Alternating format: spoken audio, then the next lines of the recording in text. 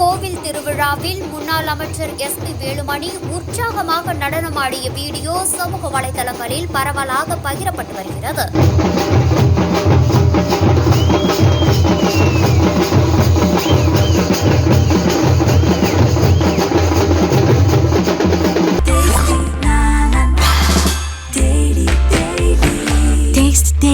Taste the Daily.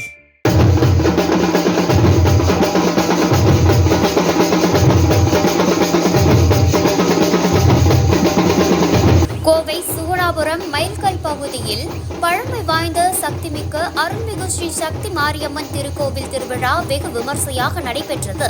அதன் ஒரு பகுதியாக இன்று ஸ்ரீ சக்திகரம் மற்றும் அருள்மிகு ஸ்ரீ சக்தி மாரியம்மன் தேர்பவனி இன்று நடைபெற்றது. இந்த விழாவில் முன்னாள் அமைச்சரும் அதிமுக தலைமை நிலைய செயலாளருமான எஸ்.பி. வேலுமணி கலந்து கொண்டு அருள்மிகு ஸ்ரீ சக்தி மாரியம்மன் தேர்பவனியை துவக்கி வைத்து சிறப்பித்தார்.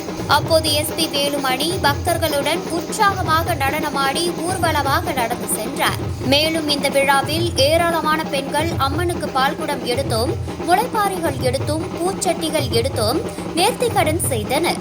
மேலும் இளைஞர்களின் சிலம்பாட்டம் வானவேடிக்கை என்று திருவிழா களைகட்டி வருவதால் கோவை சுகுணாபுரம் பகுதி முழுவதும் விழா கோலம் பூண்டுள்ளது.